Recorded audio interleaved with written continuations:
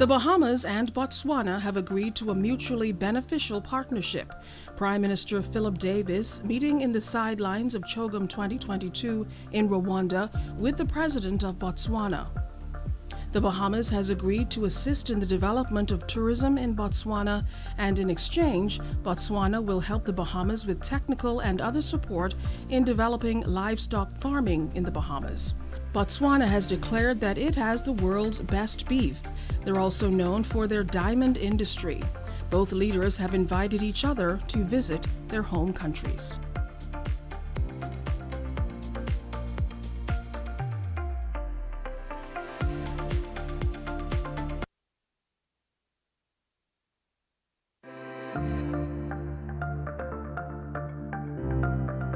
Prime Minister Philip Davis has called out the low allocation of Commonwealth funding for ocean conservation. He was addressing the Commonwealth Business Forum, a sub-meeting of the Commonwealth Heads of Government meeting in Kigali, Rwanda, when he highlighted the mere 0.01% of all development funding up to 2019 for ocean conservation, less than 2% of funding from the Green Climate Fund for support for action on the oceans, and less than 0.07% from the Global Environmental Facility for Ocean Conservation outlined in the Commonwealth's Ocean Action Report released Tuesday. Why is this? There's no obvious answer. Anecdotally, it appears that everyone imagines that much more is being spent, but it's not. Perhaps the neglect has been driven by the thought that someone else is taking care of it. Whatever the reason, it is clear that if the situation is not improved, we will fail in our efforts. And so my charge today is to ask, what can we in this room do to raise awareness of this? What can we do to drive urgent action for increased support? On the other hand, an endorsement of the financing instruments included in the report that can be deployed in the blue economy. This as small island developing states look to dodge rising debt, chiefly linked to natural disasters. These include ocean impact investment and technology funds. This include investors who are looking for both a social as well as an economic return. Then the debt finance, given that approximately half of our country's fiscal debt, and no doubt half of SID's fiscal debt, is due to the costs linked to the damage caused by hurricanes and other manifestations of climate change, we are wary of incurring greater climate-related debt, when prevention measures would be far more effective and efficient. The Prime Minister also promoting blue carbon legislation recently introduced in Parliament. He told delegates that now is not the time to pull back on resources. At a time when needs are increasing so dramatically, why have some members withdrawn technical and other support, thereby starving the organization of much-needed funding? Friends, if we see the Commonwealth as vital, necessary, and urgent to secure the kind of future we have all committed to, then we have to honor our commitments to empower it to do so. We participate in the Commonwealth because we know we can achieve so much more by working together. And we also know that we cannot do it alone. Keeping you in the know, this is OPM Press Now. In April, the Bahamas passed the world's first climate change and carbon market initiatives bill, positioning the country to benefit from the trading of carbon credits. But how do you benefit from the launch of a carbon credits market? Tune in to your favorite TV station or OPM's Facebook page for a live town hall on the Carbon Market Initiatives Bill, Wednesday, July 6, 8:30 p.m., where we'll address your questions and more. The Climate Change and Carbon Market Initiatives Bill, making strides, empowering Bahamians.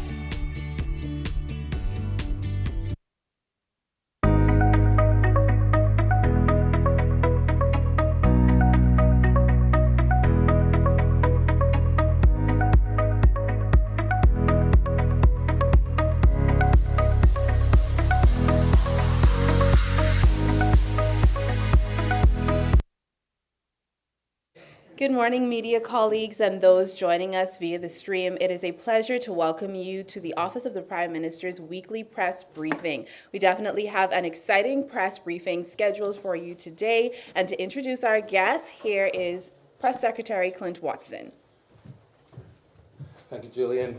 Good morning, colleagues. Good morning, all of you joining us live via various platforms, and welcome to another week here at the Office of the Prime Minister, where we're able to update you on what the Davies administration is doing and how we are about the people's business, making it all happen in advance. Happy Independence to all of you as we prepare for National Pride Day tomorrow, Flag Raising Day tomorrow, and of course, the course of the activities which you'll hear about during this press briefing as well. We wanted to focus this morning, I think, particularly on what's happening in health, because we believe, as we have always said, the health and wellness of our people are keen and critical to the development of the Bahamas. And so I'm so happy that the Minister of Health and Wellness, the Honourable Dr. Michael Darville, has agreed to come this morning to give update on a couple of things that have been happening in the news, particularly where we are with negotiations with the healthcare professionals. He'll discuss that.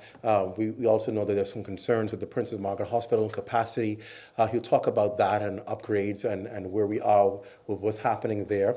I know you've had concerns about the child vaccines. He'll update you on that as well. And of course, whatever other question you may have regarding his portfolio, we recognize that it's important to give you an update and keep you abreast of what's happening. So we'll start there this morning. So without further ado, the Minister of Health and Wellness, the Honourable Dr. Michael Darville. Thank you so much, Clinton. Good morning to the media and those who are joining us via whatever stream or live TV.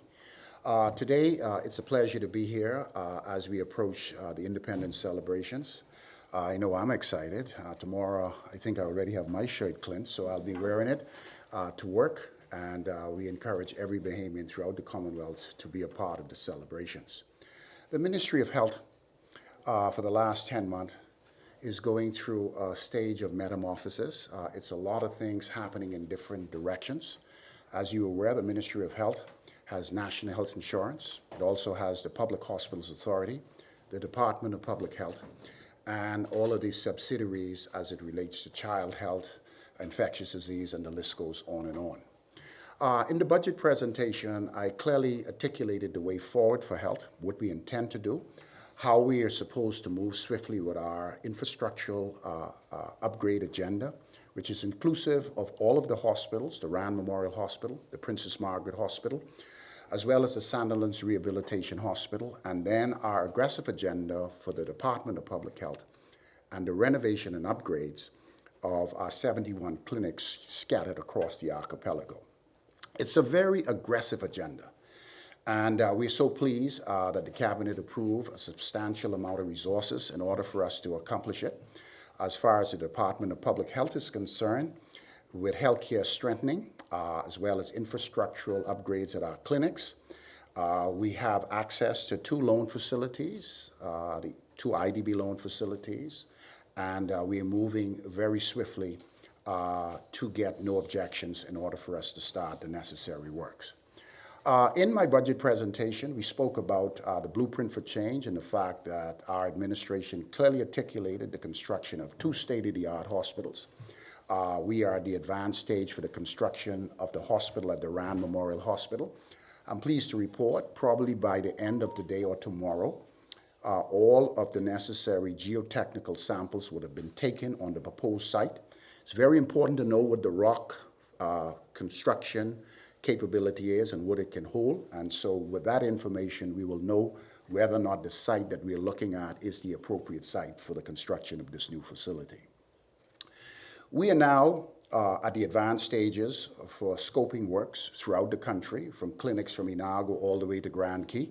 I have in my office a quantity surveyor who is responsible to guide my ministry on how the capital work budget should be spent and what is necessary to award contracts within the parameters of the public service. And that is going extremely well. And so as far as legislation, I am very close, very soon to lay in Parliament the mental health bill, a new, very progressive bill that will repeal the current Mental Health Act and allow us to begin to see some really, really progressive changes on the way how we deal with mental health, from all the way from psychosis and schizophrenia to clinical depression, and how we deal with mental health on the job, and the list goes on and on. So I'm excited about that. We're just tweaking it with the AG's office to ensure that the bill remains progressive and not regressive, and we want individuals who suffer from mental illness to be protected by the law. I think the days are going to go where you just look at someone who's mentally challenged and believe you can do anything, though they have rights. They're human beings, and they would have secured rights under this new piece of legislation. As far as what we're doing at the Ministry of Health, we are looking to strengthen systems throughout.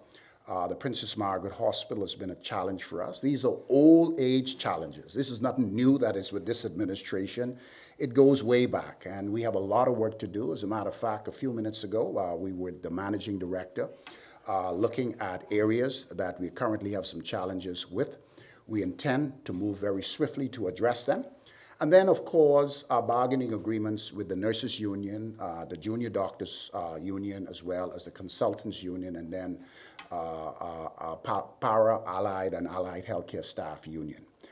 We are at the table. I have a negotiator who's representing both the PHA and the Ministry of Health, and we are addressing these issues. Some of them are very complex. A lot of them have to do with the working environment for our nurses, and of course, the short staff.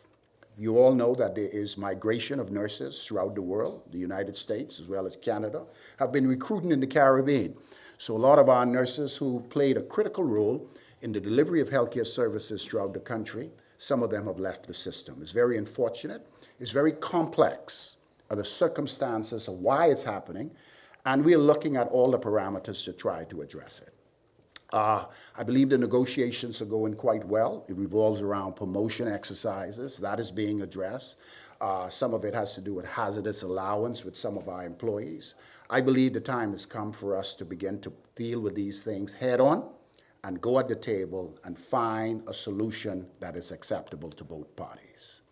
And with that now, I open the floor for questions.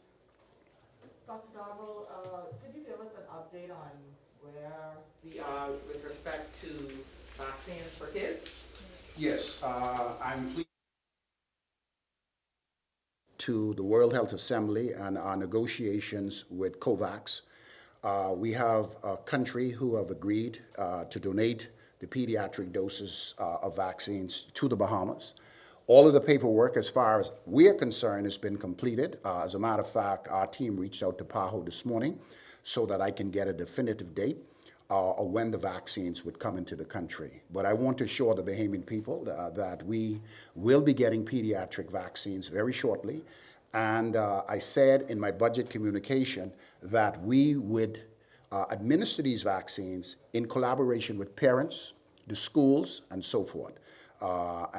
We are excited that we finally are seeing some light down the tunnel, and hopefully by next week I'll be able to give a definitive date of when we expect them to be in the country. But we believe that this is another tool in our toolbox to help us to ensure that we keep schools open and our kids healthy, and to be able to expand the services and bring more kids into the classrooms. And we want to do it in collaboration with the unions so that there is no pushback, but we cannot allow our kids to be left out, and to begin now to work to narrowing the gap for them who have been out of school for so long. Well, can you also speak to testing sites? We know that Kendall Isaacs is now being used for a summer camp. Yes. Can you speak to whether the government has discontinued that service, considering that the protocols have been relaxed, not just here, but in the U.S. as well? And tell us what the update is on that. Is Malia still open as well? Yes, testing sites are still open throughout the country. The Kendall's Isaac Gym, we were advised that they needed to do some renovations to the facility, and so the testing facility that was inside is now outside in a tent. That has created a little bit of logistic issues, but we are still doing testing throughout the Commonwealth of the Bahamas. Our site at Malia and at the Kendall's Isaac Gym, but it's actually outside because they need to get the facility ready for various tournaments and so forth, and we're trying to work with them. But the minute as a tournament is over, they'll go back in the gym itself. Regarding the COVID protocols, has there been any forward movement in terms of removing the mask mandate? How close are we to that happening? Well, we removed the testing at our borders. The mask mandate, our EOC made a determination that it's a bit premature to remove the mask mandate. We're looking at it. It's a topic that comes to our meetings every Wednesday. We're looking at what's going on around the world. In the Caribbean, I'm traveling, so I'm meeting our counterparts. Our counterparts remove it only to bring it back, and we feel that it's a bit premature to move it at this time. But with that being said, we're monitoring the numbers. I'm pleased to report that even though we may have about 30 plus cases in hospital, there's none in ICU. And so with the Omicron variant that we currently have in country, it's proving to be livable and not creating a major challenge in our healthcare system. But what we have in our healthcare systems are individuals who are coming for other services who happen to be COVID positive, but not admitted from symptoms as it relates to COVID, with the exception of a few. How will the Ministry of Health administer the $10 million allocated for the catastrophic care? I went into great details with this. This is a new selective catastrophic care component. It's a line item. I'm excited about it because it will provide essential tertiary services, life-threatening catastrophic services to many Bahamians who have been waiting for years. We have Bahamians who have been waiting for bypass surgery or other cardiovascular interventions that are not available at the Princess Margaret Hospital, and they have to hit the road to have cookouts. This particular service will begin to address a lot of the issues as it relates to these individuals. As far as how it's going to be administered, we're working on all the logistics, and Cabinet will finalize the final draft on how it's be done. But I want to assure the Bahamian people, everyone to the sound of my voice, that I have made it very clear that the funding will be fully audited. There will be a serious guideline as it relates to how the funding is spent, but it is for Bahamians who do not have the financial means to access these life-saving procedures. And we're going to do the best of our ability. I've been doing some of it now for the last 10 months. It's been a case-by-case basis going to Cabinet. Very tedious, but we have helped quite a few people who've been waiting around for important eye surgery, cardiovascular interventions, emergency surgeries, some areas of orthopedics, and the list goes on and on. So selective catastrophic care, and this line item is foreshadowing what is to come in catastrophic healthcare insurance. This is not catastrophic healthcare insurance. This is something that stands in the gap until we deliver catastrophic healthcare insurance, which we promised the Bahamian people in our blueprint for change. When will second booster shots be expanded to the wider public? I think right now it's only available for immunocompromised individuals. No, it's available for anyone who needs a booster. That's been in place for a while. Do you have an estimate of how many people can potentially benefit from this selective catastrophic? It's difficult to put a number, but I want to say this.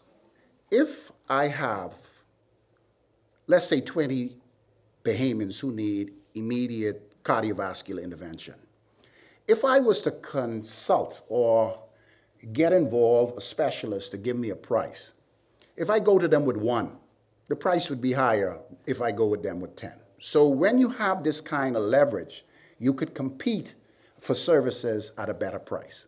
And so this is where we're looking at. The way how I was doing it in the last budget cycle, when an individual come to me in desperate need and is life-threatening, we move. And when we do move, we need to consult the specialist who can provide the procedure. There's a price. These things are not free. It comes with a price.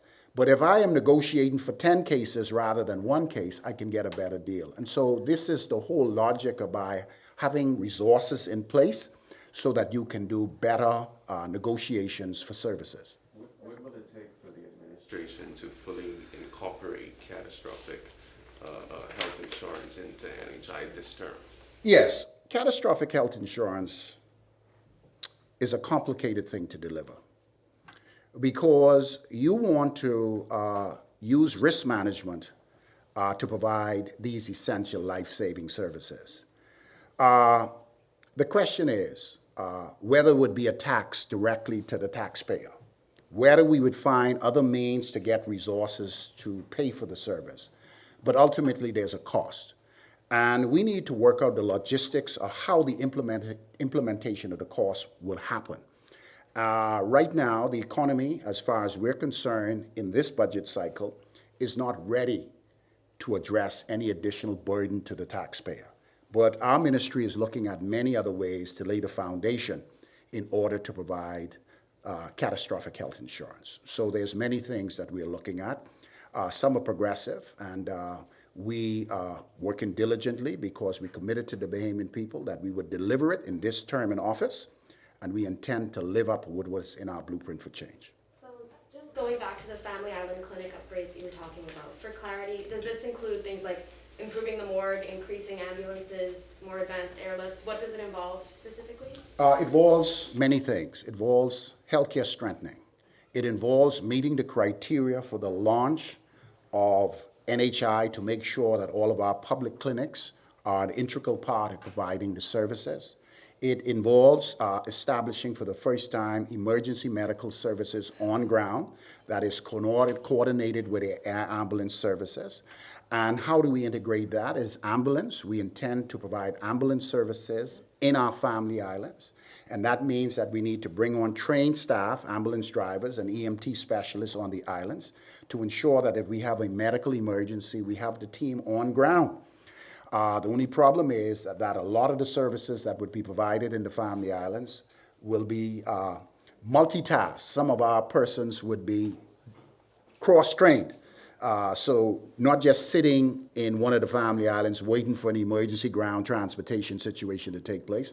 There's other elements of training where their services can be utilized in the clinic, and they can move from one hat and put on another hat to get the job done. So it's a lot of work that we're doing.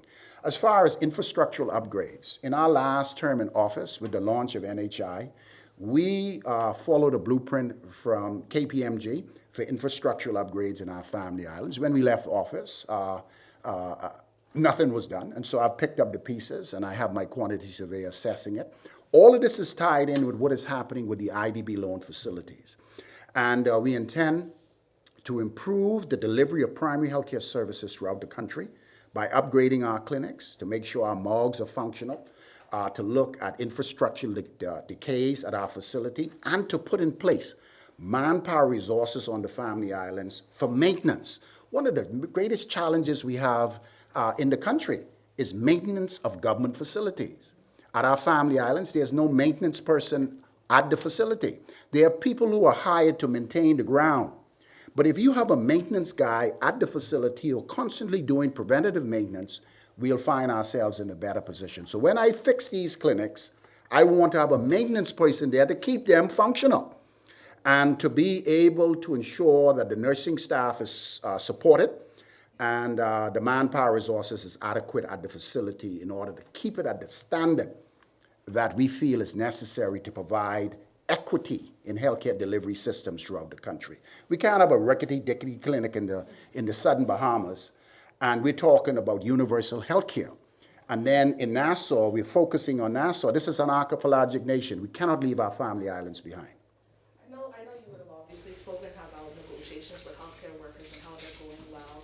But are you able to say, yes, when officials hope to have those concluded? Because we know recently the BNU would have obtained a strike certificate, and they have threatened to go on strike if negotiations do not end favorably. Well, between me and you, this is the reason why we have decided to make sure that we have a negotiator, a specialist, who will negotiate on behalf of the Ministry of Health, the PHA, to ensure that we at the table find a solution that is workable to both parties. If you're familiar with negotiations, the word is clear. Both parties may not get exactly everything they want in where they're heading, but we can come to the table and find a solution that is workable for both parties, because some of the things that are being negotiated will take time to fix. If you have a building that has a roof leak, and we at the table, I need to get a contract, I need to repair that roof leak. And so the negotiations will continue, and I feel that all of our unions want the services to continue. They want better services for the Bahamian people. They want to be in a better environment. The Ministry of Health support that 100%, and we need to find a working mechanism to get these things done, even if we have to come up with some projected dates of when they would be finished. But that's what our negotiators doing. And anytime there is an issue that needs to be brought to my attention, I'm available. But we believe that rather than healthcare professionals who sit in administrative positions negotiating on behalf of unions, we believe that we need a professional person who understands labor issues to guide us in the final decisions. I'm praying that it'll be in short order, and I'm confident from what I've been hearing that we're moving in the right direction. In your response, last week a video went viral on social media of a man at PMH putting some white substance, looked like, up his nose. A few days later, there were claims on social media of a 14-year-old girl having sexual intercourse with a 52-year-old man. These two incidents happening in the hospital, any response to those as health minister?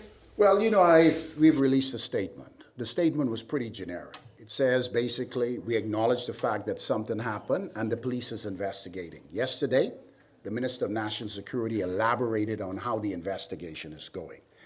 For us, we take it very seriously. Our team has gone to the pathogen unit to look to see if we can actually improve the toilet facilities. That is being done. The second thing we're doing is we're looking at beefing up security. We're looking at the various private contractors who are at the hospital and whether or not an audit needs to be done with the type of security individuals that are at the facility. But I want to let the public know that after the Minister of National Security elaborated a bit further, and I don't want to go into it because it's a police matter, we are moving very swiftly to look whether or not the pathogens unit had any deficiencies in the way how the toilet facilities were. And we believe that we can improve upon it, and we're going to do that. What about the first part with the guy in the video? Well, this is something that has been reported to us on social media. It's also being investigated. We, in our security checks at the hospital, we focus on metal detection. We focus on individuals who may be bringing in a weapon that can put our staff at risk. But this issue of drugs coming onto the compound, if it is so, is something that we're looking at as well. Because our security, as you come through security, we look to see if you're bringing in anything in there that can harm individuals. But it did create additional eye opener to determine what's going on. But that case is being investigated. And things that appear to look on social media, sometimes when you do the investigation, it may amount to nothing. Yes, I'd like to inform the general public that the suspected case of monkeypox that was in the country on June the 9th, our National Reference Lab did the analysis, and that case was confirmed to be monkeypox on the 24th of June. That particular case was flown out of the country, and all of the potential contacts were monitored, and that case is resolved. There's another suspected case in the country that we're monitoring. That individual went through the quarantine process for, I think, 21 days. And all of the contacts associated with that case is also being monitored. We are waiting on the final serology of samples to determine whether that is a suspected or confirmed case. So I want to make it very clear. The case that came to the Bahamas from London into the Bahamas on the 9th of June, we did the testing of the samples that we took from that individual, and it was confirmed by the Bahamas National Reference Lab that that person was positive for monkeypox, but subsequently airlifted out of the country some time ago. This suspected case, did that also travel from abroad? No, this is a Bahamian case that we're watching very closely, and there has been in the history, there is a history of contact with someone from a foreign country. Okay, and I want to leave that like that at this particular time. Minister, yesterday, PHA issued a release indicating the closure of several units within the hospital. we got reports that there is an outbreak. Can you confirm whether there is in fact an outbreak of mold at those, the hospital in those areas? And if Sorry, so, say what that is again. being- What you say, outbreak of what? Mold. Mold in certain areas Yeah, of the yeah. hospital? When you say outbreak, it's a little bit tricky. You know, that means that Ebola is not an infectious disease. It can cause, yeah, okay. It's just semantics. What is being done, if it's in fact so? Yeah. Yes, I am not fully aware of which areas of the Princess Margaret Hospital had to be closed for suspected mold. I can say this much. The protocols are clear. If there is suspected mold, we bring someone in from the Department of Environmental Health to confirm what it is. And once the confirmation is made, we don't want to subject our workers or our patients to the possibility of inhalation of mold itself. But I want to say this. We've had a lot of rain. Our hospitals have issues. Our clinics have issues. We have roof leaks. And because we have roof leaks, there's always moisture. Where there's moisture, there's mold. And so we're looking at all of these repairs that are necessary. And the Bahamian people can rest assured that in this year's budget, we have adequate funding to address this issue. So I will get back to you on that question because I would have to speak to representatives from the PHA. But with that being said, I want to let you know that many of our clinics are compromised as a result of infrastructural upgrades that need to be done. Some of them we're moving very aggressively to do before we get deep into the hurricane season. And that's only not in New Providence, that's also in Grand Bahama and the Family Islands. Can you give us an update on the backlog of selective surgeries at PMH? There is a backlog of selective surgeries throughout the world. PMH is just one of the institutions because COVID has definitely put a backlog. We're trying to address those backlogs. I can't give you a number because there's so many different types of surgery. It goes from eye, ENT, cardiovascular, orthopedic, and the list goes on and on. So each one have a list of backlogs. And this goes right back to selective catastrophic care. Some of them are catastrophic. They've been waiting for years. I know of cases of individuals who has been waiting for intervention from cardiovascular things and actually died waiting, simply because they're not covered under the public health or under the PMH. The services are not provided. We have to buy those services for them elsewhere in the private sector. So the backlog is a real phenomenon. We have cases on the orthopedic ward waiting to get in, and you know we have challenges in our theaters that we're working on as well. There's a lot of things need to be done, and I don't want to stand here to make it seem like everything is perfect. But I assure you that we are aware of them, and we have been making steps to correct them. Give us an update, please, on the bed capacity right now at PMH. The bed capacity at the Princess Margaret Hospital at this particular time is challenged. We are working. I've gotten an update that things are moving, not at the speed that we would like them to. There's always a challenge with ICU space, sometimes moving individuals from Grand Bahama to the Princess Margaret Hospital who need ICU services. It takes time, but we're coping. But I assure you that we need a lot of work. We know that the hospital is bursting from the seams. We know that there's some aspects of the hospital that need brick and mortar and infrastructural upgrade. We must tag on. These are the facilities we have.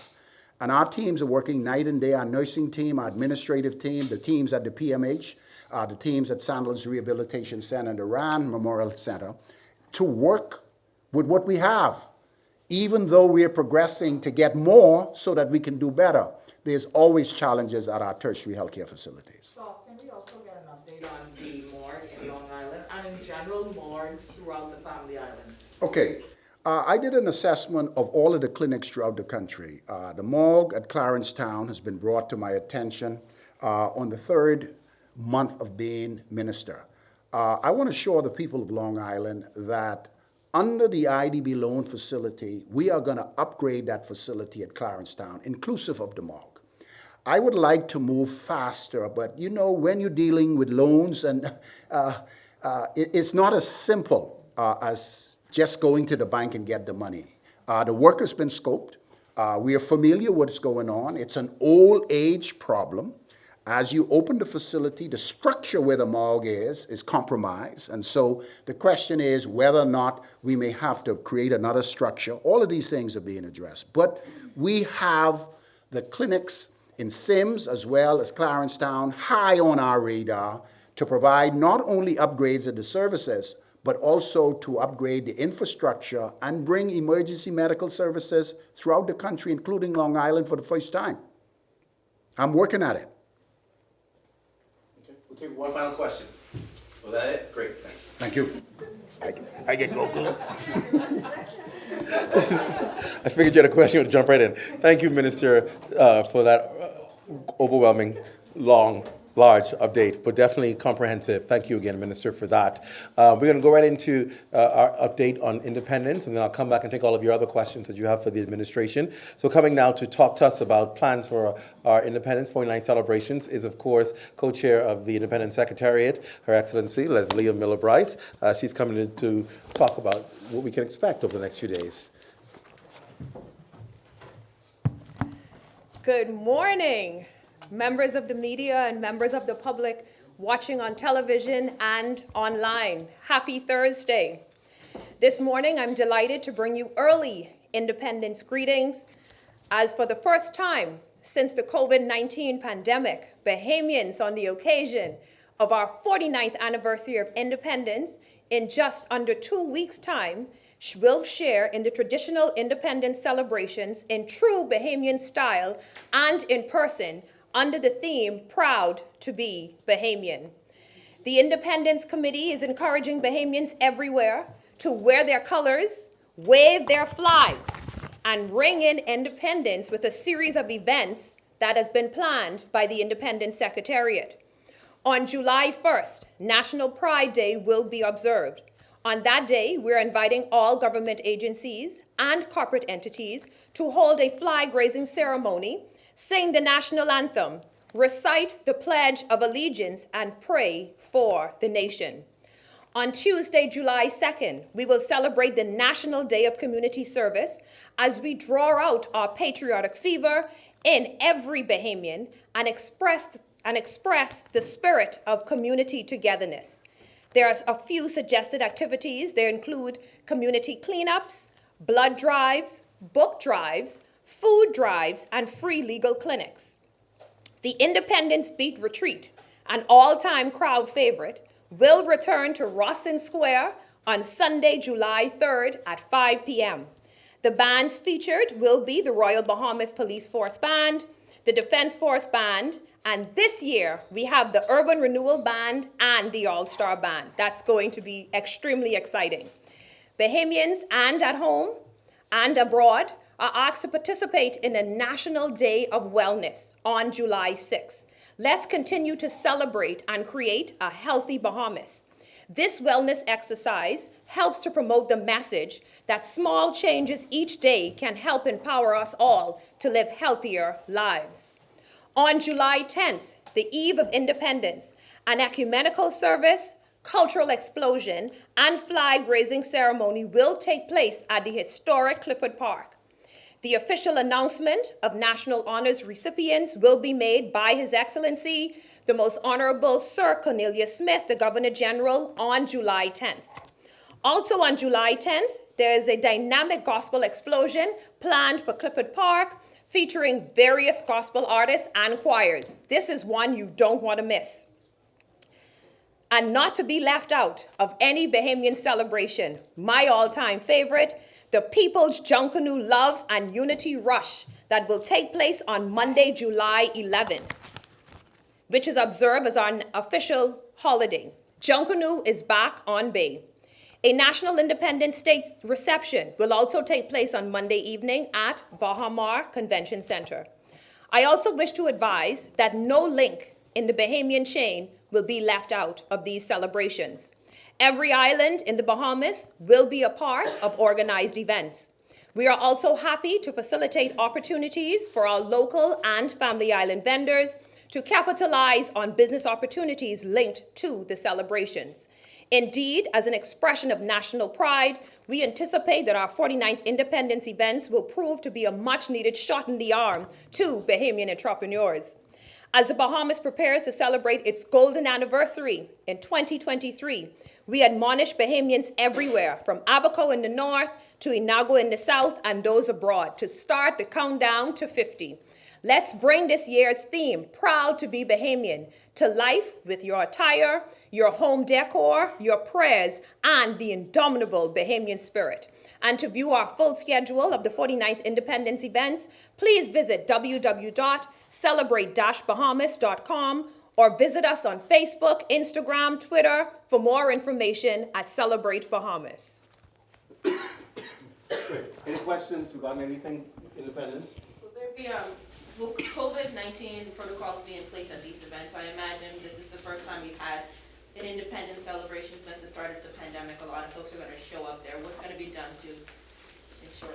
Well, we are looking forward to a big crowd since we've not had a gathering in 2 years. And so we are asking the Bahamian public to please wear your mask. We will have teams out there that will be distributing masks with our 49th anniversary logo on it. So we're going to do all that we can. We're also going to be distributing hand sanitizers out there as well. So we're definitely going to be doing our part to keep the public safe. How much is this costing us? How much is this costing us? It's a wonderful question.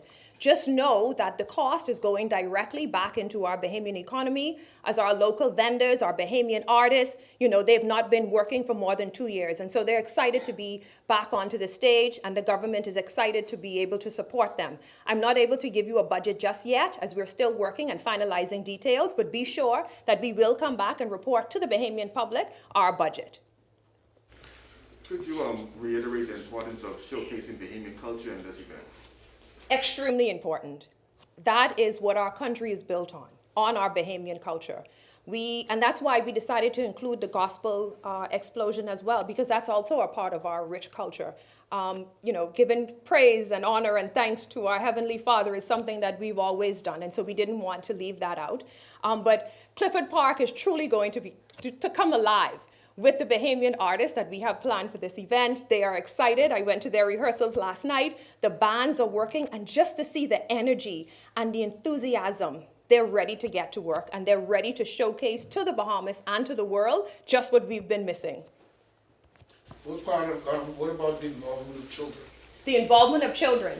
So on the Sunday, which is the Gospel Explosion, the Ministry of Youth, Sports and Culture had partnered with the Independent Secretariat. And between 7 and 8:30, it's going to be all youth. And they're going to be demonstrating everything gospel as well. And so the youth is definitely involved. Lastly, the family islands, will the flag ceremonies be enacted in family islands as well? Yes, the flag ceremony is going to be throughout the length and breadth of our Commonwealth. And that is going to be such a beautiful scene. We're asking persons to please take photos, send us your videos, because just to know that Abaco, Inagua, Andros, Mayaguana, everyone, San Salvador, we'll all be raising our flags at 9 a.m. and singing the national anthem and giving our pledge of allegiance to our country. That's going to be truly phenomenal, and we're looking forward to that. All right, thank you very much. Thank you. Thank you, Ambassador. Thank you for that update. And indeed, let's come together, put aside all of our differences, and let's celebrate what truly binds us, and that's being Bahamian, and enjoy the celebration of our country's 49th independence. All right, let's go to any other questions that you may have. I don't have any additional announcements. You would have heard from Prime Minister on Monday of this week, and so I have nothing new that has transpired that you need to have. So let's take any other questions you may have for the administration today. Let's begin with Leandra Roll from the Tribune. Hi, Leandra.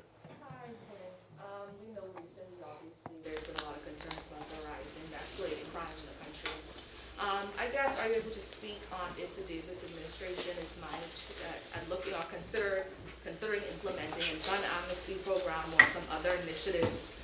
We know that you would have, the officials would have announced several initiatives to tackle crime, but there are some who are still saying that more needs to be done to address this issue? I won't go into much further detail because Prime Minister Davis addressed that on Monday at the press conference, and he talked about upcoming initiatives and what's going to happen. As you know, next week a new Commissioner of Police will take the helm of the police force, and he has an extensive plan. I don't want to preempt that. He'll talk more about what his crime policing plan is. He is well skilled in frontline policing. He's been on the front line for years, particularly with criminal investigations. He is well versed in this, and he's putting together a special task force team to do that. They'll announce what their plans are as far as they want to announce, but just know that Davis' administration is very keen on addressing the crime issue in this country. Prime Minister has spoken locally and internationally about gun control and guns being smuggled into the Bahamas. He's spoken to our U.S. counterparts about being able to crack down on this. So there's considerable effort on the smuggling of firearms as well. And there, of course, gang violence. You recognize there's a special task force that was created after the conclave on crime to address what's happening with gang violence. That's working effectively. We've been looking at the reports and figures of what they've been doing and findings. I can tell you that's having some effect. As you work, you also are going to have the challenges as well. But we are seeing significant results on that front with the task force assigned to the gangs. Police are also working closely with the schools to address school violence when we saw that happening. So there are a number of things happening on a number of fronts that you will see the Davis administration, but no, the most important thing is Prime Minister Davis is keen on addressing crime. And you will hear a lot more about those initiatives from the new Commissioner of Police once he takes over next week. But that is a considerable focus. Okay? Thank you, Leandra. Jasper Ward, Nassau Guardian. Hi, Jasper. Hi there, Mr. Watson. Did any public funds cover the recent travel of the delegation that went to Ghana with a trip involving the Prime Minister's son, Christopher Davis?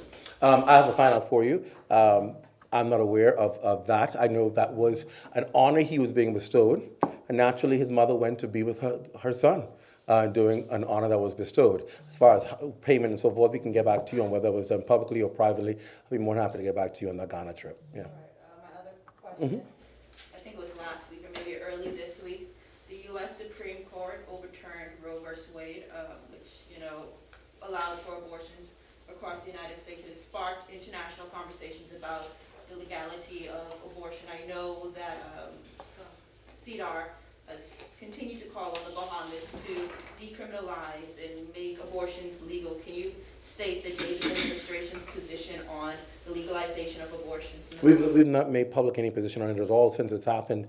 It's just happened in the United States of America. We don't make impulse decisions in the Bahamas government based on what the U.S. has done.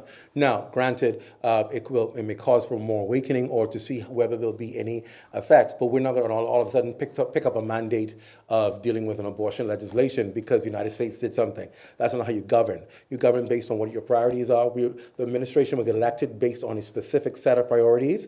That's the focus of the government. You divert in the event of an emergency, or you divert in the event of there being a clarion call for some change, but not because something happened in another country. You just drop your mandate and focus and pick up something else. That was never a part of the Davis administration's mandate, and to this point still does not become a part of it. Will there be conversations? We'll see what the public is asking for. We'll see what those who are involved in the industry are saying about it, and whether or not it has any bearing on the Bahamas. But right now, it's not a discussion that Bahamians are having here widespread as far as their involvement in it. So it's not a priority for the administration. Okay, thank you, Jasper. Marlena Leonard, first of all, welcome to the media pool from R News. Hi, Marlena. Hello. Well, I think I've been thinking a lot about the Roe versus Wade situation, and maybe it's starting a lot of conversations among young Bahamians wondering what exactly are the rules over here.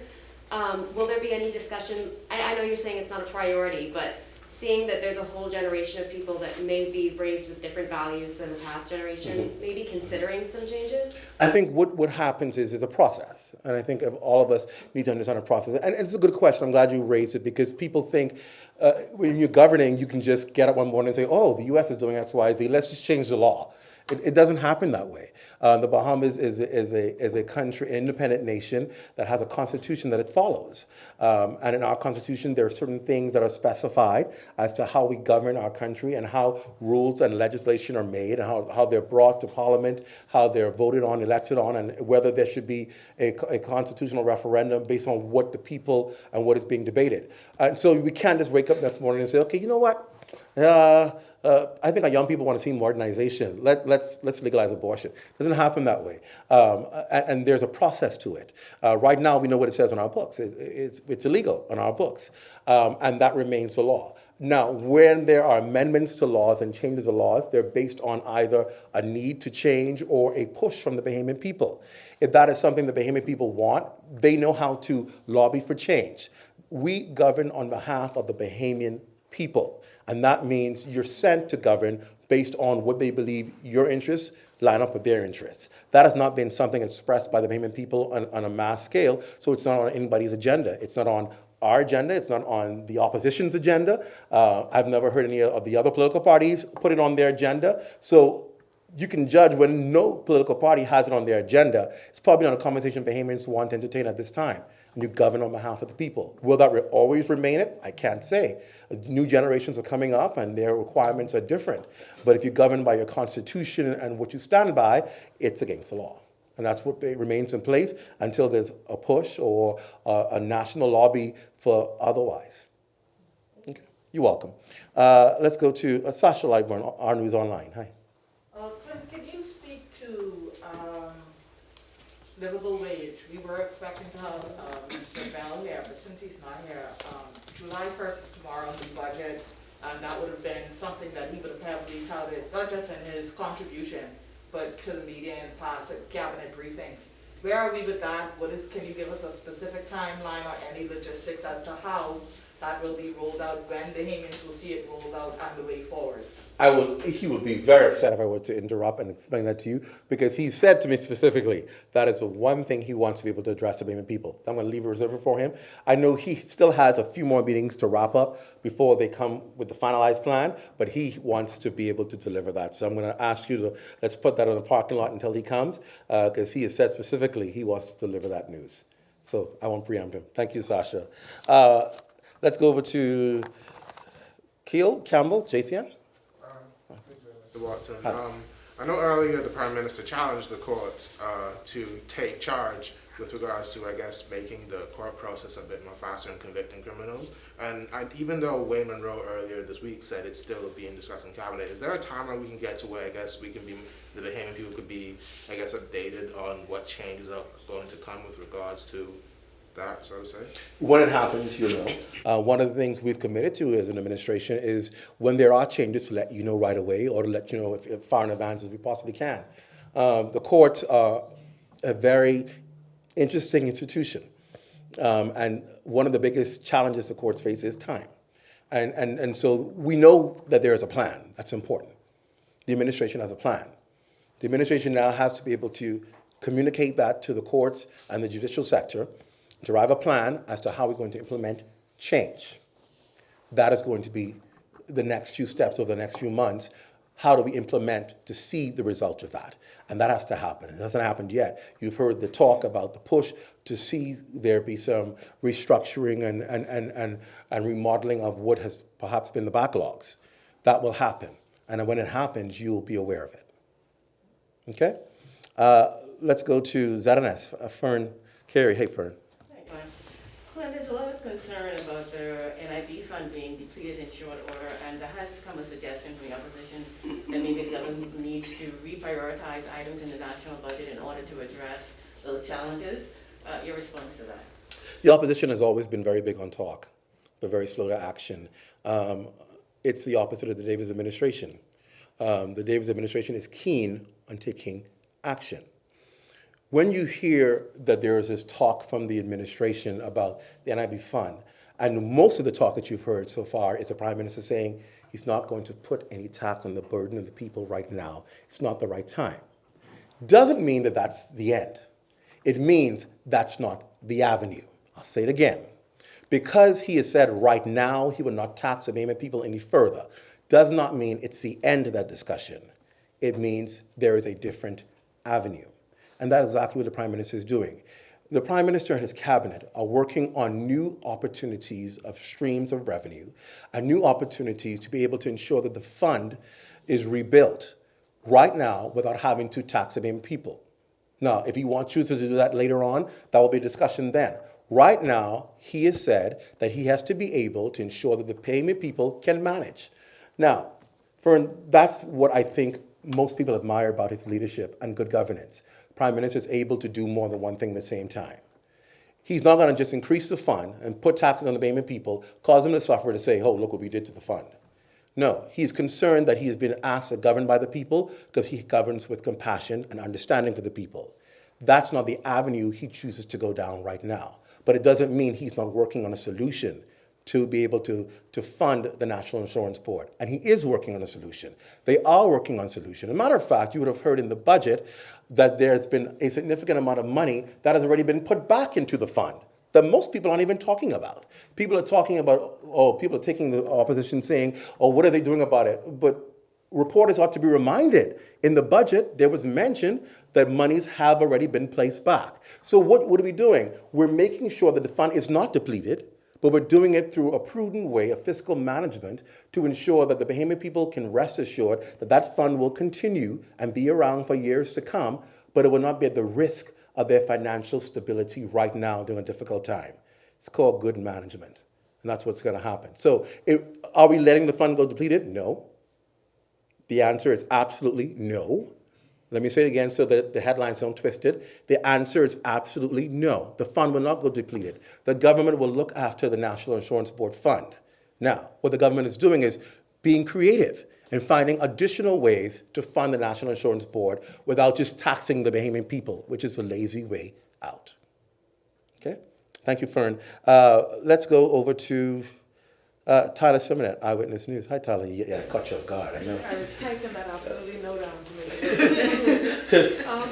it. Good morning. In an interview with the outgoing Commissioner, Paul Rowe, he stated that politics are heavily involved with the Royal Bahamas Police Force. Is the Davis administration at all concerned about, how the public may view that politics is involved with the police? Any response to that? I think I can say this much. I'm glad that he disclosed it.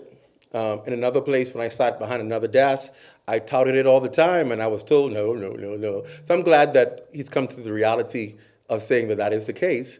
It goes back to where I believe all of us as Bahamians should stand.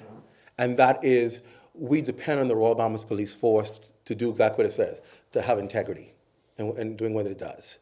And that means to be able to take a stand against all odds for what is right. And what I will say about the incoming Commissioner of Police is he has been a man who's been known to take a stand for what is right. I work for an administration that I would hope, based on the people that I've seen and I've worked with, understand the responsibility of that. There's a place for politics and there's a place for governance. It's quite separate. Governance and politics, separate. And I think that the people around the table understand that. And I am certainly one proponent, hoping that that continues to be the way it operates in the Royal Bahamas Police Force. I will not see the same recycling of the same things again. And if there is, that the media would call it out if they see that.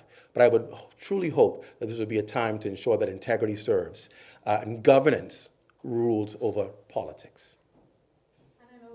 We speak about crime, I believe, almost every press conference, and I think last night was probably the 70th murder for the year. Is there any consideration for penalties to be increased for these heinous crimes, especially when it comes to child abduction involved with minors, murder and things like that? Any consideration to increase those penalties? Tyler, the easy way was to be able to answer you and say yes. But the reality is, does that really change people? The hardest thing you can do is to try and legislate morality. You can't. And I think the biggest thing that needs to happen in our country is, rather than us looking for new laws or new legislation or for government to fix, we all need to understand our responsibility as a citizen in this country and to help each other to understand how to make better decisions.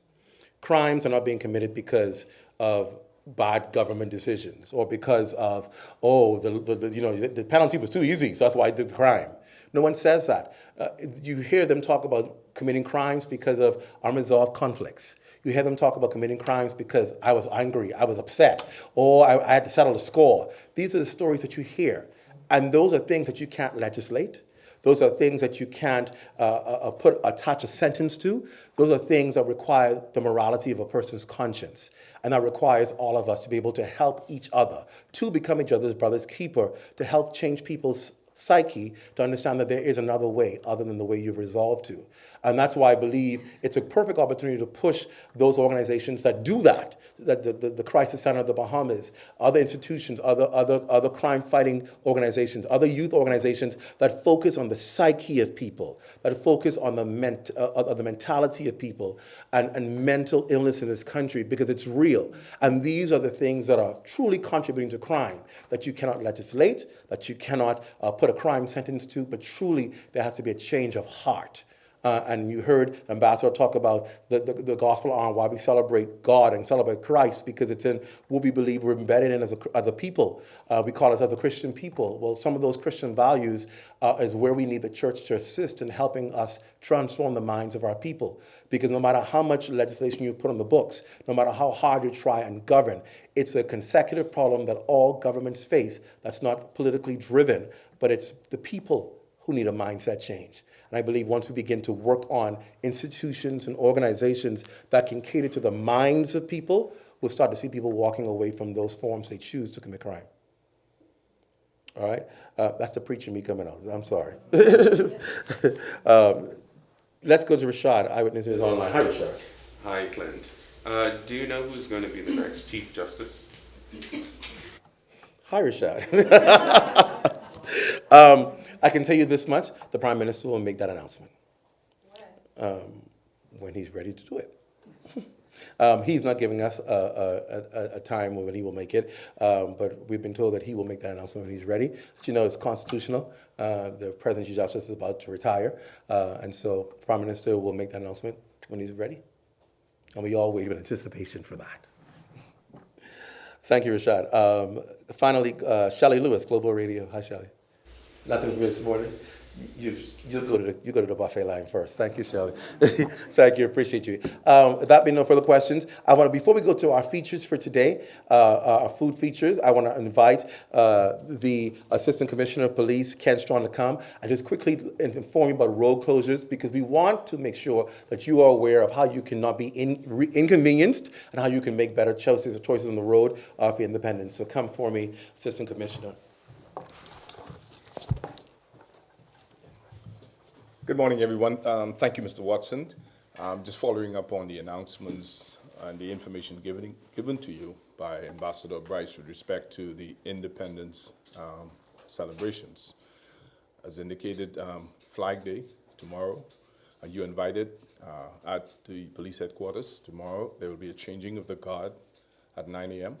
Where officially the Bahamian flag will be hoisted, kicking off the celebrations which was indicated for the rest of the Bahamas. The beach retreat on Sunday, starting at 5 p.m., there will be road closures in the downtown Bay Street, as at 12 noon on Bay Street, to facilitate the preparation for that event. But prior to that, on Saturday, as the bleachers will be erected, there will be no parking along the Bay Street area, north and south side, coming from Frederick Street all the way to East Street. So those areas will be impacted for those closures. In addition to that, the activities surrounding the ecumenical service, as well as the parade of uniform organizations at Clifford Park on Saturday. There will be road closures in and around Clifford Park, traffic diversions. Pay attention, an official notice will be forthcoming the usual as it pertains to the Independence celebration. In addition to that, on Sunday, the 10th, it will be reduced as the numbers are not expected to be as is for the night before. Marcus Battleway, no doubt, will be impacted, Chipping Arm Road, and that area in the front of Clifford Park. Traffic will be allowed to flow and make their way onto the Western Esplanade, continuing east to west along the thoroughfare. Infantry Road, no doubt, will be impacted, as well as traffic coming along the Nassau Street thoroughfare. Now, the morning for the People's Rush, that will take place on Monday morning. You would find that there will be road closures as of 9 p.m. on Sunday night along that Bay Street area, making preparations for the event downtown for the Junkanoo to participate in their respective rush outs along the Bay Street, which will be impacted from as far west as the Sheraton British Colonial Hotel, albeit Navy Line and abutment, all the way east to East Street. There will be diversions around the Prince George Wharf, as well as along the Shirley Street corridors. Those side streets will be impacted, no doubt, Charlotte, Frederick, Market Slope, as well as Market Street, all the way down to Parliament Street and East Street. So let us come out and ensure that we support this 49th Independence celebration of the Commonwealth of the Bahamas, and your law enforcement agencies will be out there trying to ensure your safety in and around these respective events. Thank you. Thank you, ECB Stroy.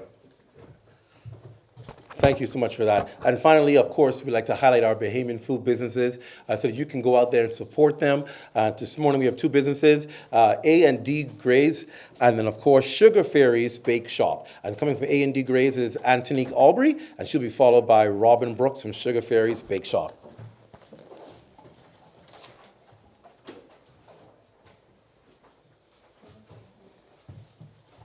Good morning, everyone. My name is Antonique Aubrey, and I am the co-owner of A&D Grays Creations. My partner in this venture is my lovely mother, Deidre, and we started A&D Grays as a hobby, and it quickly blossomed into a thriving passion project over the last 2 months. We are currently a home-based business, and we specialize in grazing boxes, boards, and custom orders. We have small offerings, for example, our Graze Solo box, our Graze for Us box, and Nature's Graze, which is our vegan and vegetarian offering. These small tokens are great as gifts and also for solo dates. We also have larger offerings. These include our Graze and Gather and our Graze and Board. And these are perfect for hassle-free entertaining. Each item comes with specialty meat and cheeses. Some of our crowd favorites would be turkey, chicken breast, salami, pepperoni. We also have brie, Swiss, cheddar, and my personal favorite, Gruyere. In addition to all of the meats and cheeses, the boxes are accompanied by artisan crackers, seasonal fruits and vegetables, cheese spreads, fruit spreads, nuts and chocolates. And I know it sounds like a lot, but they all come together to make the perfect bite. And today we brought samples of our Graze Solo box and our Graze and Board for you to enjoy. And we can't wait to hear from you guys. You can contact us at 829-3111, and we look forward to hearing from you. And just know, at A&D Grays Creations, our aim is to create perfect pairings and to create lasting memories. Thank you so much. Did you tell them what we have today? Yeah, so we have Graze Solo boxes. Oh, you're over there. Okay, yes. okay. They were shooting over there. I was wondering what's going on over here. Okay. Thank you. Thank you very much. And of course, our next guest is Robin Brooks from Sugar Fairies Bake Shop. Thank you. You're welcome. Good morning, good afternoon, everyone. I'm going to be quick because I'm sure everyone wants to grab a bite to eat. My name is Robin Brooks, and I am the CEO and sole proprietor of Sugar Fairies Bake Shop. We are located in Western New Providence, specifically in the Love Beach area, and we have been operating now for just a little under 11 years, actually. We are a home-based business, and everything is baked to order. So we offer a variety of sweets and treats, and the whole business came about from my love of baking. I've always, every time there was an occasion, I'm baking. If there's a birthday, I'm the person baking. And with the encouragement of family and friends, you know, saying you have to figure out a way to monetize your God-given talent. After completing my MBA, I decided to go into it full-fledged on a part-time basis. And I'm happy to say that from day one to today, the business has been extremely successful. One of the things that we emphasize is excellent customer service. If you give your customers a consistent product, they will always come back. And I think that Sugar Ferry serves as a testament to that, because as I stand here today, even though we have an influx of new customers, from day one to now, 70% of our client base has remained with us, which I think is an excellent thing. So, without further ado, I know you guys want to get started. Please enjoy yourselves. Thank you.